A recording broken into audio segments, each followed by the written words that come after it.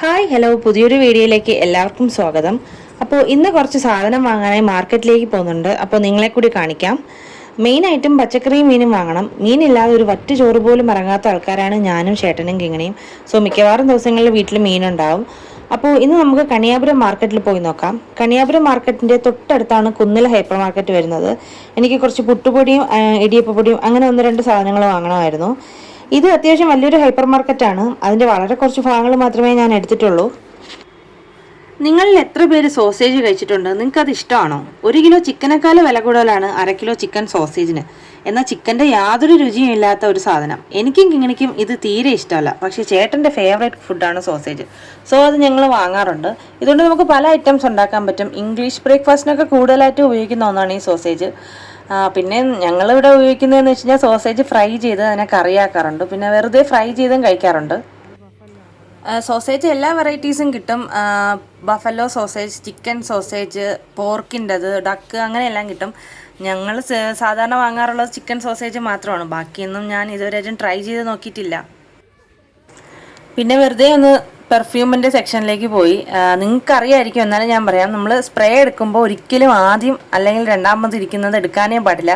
കാരണം എല്ലാവരും ഒട്ടുമിക്ക നമ്മളും അത് ചെയ്യാറുണ്ട്. എല്ലാവരും ഇങ്ങനെ വന്ന് ടെസ്റ്റ് ചെയ്ത് നോക്കും, അടിച്ചടിച്ച് നോക്കി അതിൽ പകുതിയും തീർന്നിട്ടുണ്ടായിരിക്കും. അപ്പോൾ ഞങ്ങൾ എപ്പോഴും ബേക്കിൽ നിന്ന് മാത്രമേ അങ്ങനെ പെർഫ്യൂം എടുക്കാറുള്ളൂ. അങ്ങനെ മെയിനായിട്ടും ഞാൻ വാങ്ങാൻ വേണ്ടി വന്ന സാധനം എടുത്തിട്ടുണ്ട്, അരിപ്പൊടി.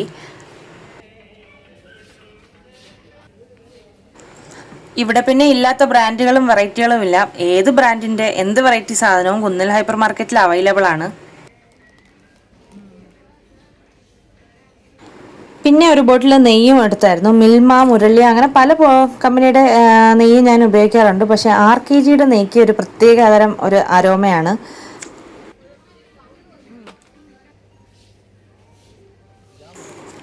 പിന്നെ ഈസ്റ്റേണിൻ്റെ മഞ്ഞപ്പൊടി എടുത്തിട്ടുണ്ട്. അന്ന് വിശാൽ മാർട്ടിൽ പോയപ്പോൾ എവറസ്റ്റ് ബ്രാൻഡിൻ്റെ മഞ്ഞപ്പൊടിയായിരുന്നു ഉണ്ടായിരുന്നത്. അതുകൊണ്ട് ഞാനത് എടുത്തില്ല. എവറസ്റ്റിൻ്റെ ചിക്കൻ മസാല എടുത്തായിരുന്നു. അത് വെച്ച് ഞാൻ ചിക്കൻ കറി ഉണ്ടാക്കി. വേറൊരു ടേസ്റ്റ് ആയിരുന്നു, എന്നാലും നല്ലതായിരുന്നു. പിന്നെ അതിൻ്റെ ഇടയിൽ കൂടി ഞാനൊരു പാൽപ്പൊടി കൂടി എടുത്തിട്ടുണ്ടായിരുന്നേ. വീട്ടിൽ ഡെയിലി കവർ പാൽ വാങ്ങും, എങ്കിലും പാൽപ്പൊടി അതൊരു വികാരം തന്നെയാണ്. കുഞ്ഞിൽ എന്തുമാത്രം കട്ട് തിന്നിട്ടുള്ള സാധനമാണെന്നോ ഇതൊക്കെ. വെറും അരിപ്പൊടി മാത്രം വാങ്ങാൻ പോയ ഞാൻ 2000 രൂപയുടെ ബില്ല് നോക്കിയത് ഇത്രയും സാധനങ്ങൾ വാങ്ങി കൂട്ടിയിട്ടുണ്ട്. ചേട്ടൻ പാവമായതുകൊണ്ട് ഒന്നും മിണ്ടാതെ കവറിലേക്ക് സാധനങ്ങൾ എടുത്ത് വെച്ചു. അങ്ങനെ ഇനി ഇവിടേക്കൊരു തിരിച്ചുവരവില്ല എന്ന് മനസ്സിനെ പറഞ്ഞ് പഠിപ്പിച്ചുകൊണ്ട് സെക്യൂരിറ്റി ചേട്ടനെ ബില്ലും കാണിച്ച് ഞങ്ങൾ അവിടെ നിന്ന് ഇറങ്ങി. സ്കൂൾ തുറന്നിട്ട് 2 ആഴ്ച ആയെങ്കിലും ഇവിടെ ഇപ്പോഴും ബാക്ക് ടു സ്കൂൾ ഷോപ്പിംഗ് നടക്കുന്നതേ ഉള്ളൂ. അപ്പോൾ ഇനി നമുക്ക് നേരെ ചന്തയിലേക്ക് പോവാം. തൊട്ടപ്പുറത്ത് തന്നെയാണ് മാർക്കറ്റ്. പോത്തങ്കോട് ചന്തയുടെ അത്ര വലുതല്ല എങ്കിലും ഇവിടെ കുറച്ചുകൂടി ഫ്രഷ് മീൻ കിട്ടും.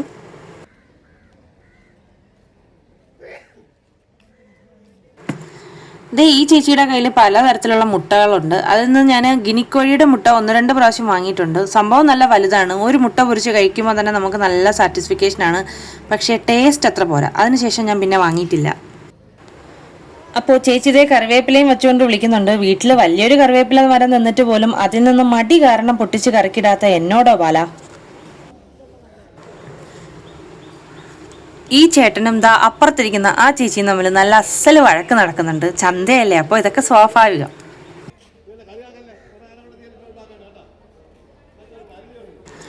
ഇന്ന് മീനൊക്കെ വളരെ കുറവായിരുന്നു. കുഞ്ചും ചാളയും ആയിരുന്നു കൂടുതലായിട്ടുണ്ടായിരുന്നത്. പിന്നെ ഏതൊക്കെയോ ചെറിയ ചെറിയ മീനും. നമുക്ക് ഈ ചെറിയ മീനോടൊന്നും വലിയ താല്പര്യമില്ല. അത് രണ്ടും വേണ്ട. ഒരു പൂച്ച അവിടെ ഇങ്ങനെ വിലസി നടപ്പുണ്ട്. പിന്നെ മീനിനൊക്കെ ആണെങ്കിലോ സ്വർണത്തിനേക്കാളും വിലയുമായിരുന്നു. സോ ഞങ്ങൾ വാങ്ങിയില്ല. കിലോ എത്ര കിലോ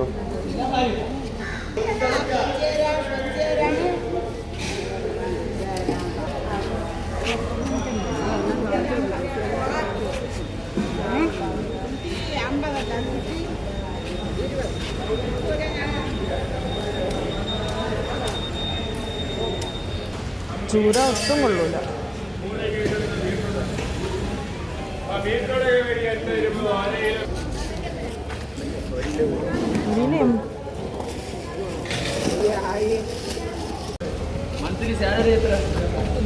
തക്കാളി എത്രയാണ്? 50-30 30 തന്നെ മതി.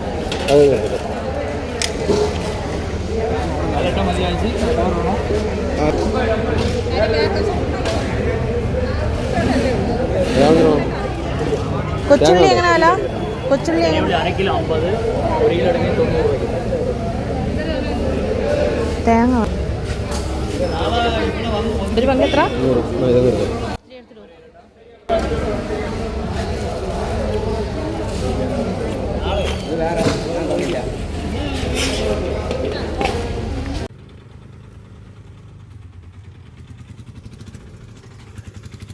അങ്ങനെ കുറച്ച് പച്ചക്കറിയൊക്കെ വാങ്ങിയ ശേഷം അവിടെ നിന്ന് ഇറങ്ങി. മീൻ കിട്ടാത്ത വിഷമത്തിൽ ഞങ്ങൾ നേരെ പോയത് ഒരു ചിക്കൻ കടയിലേക്കാണ്.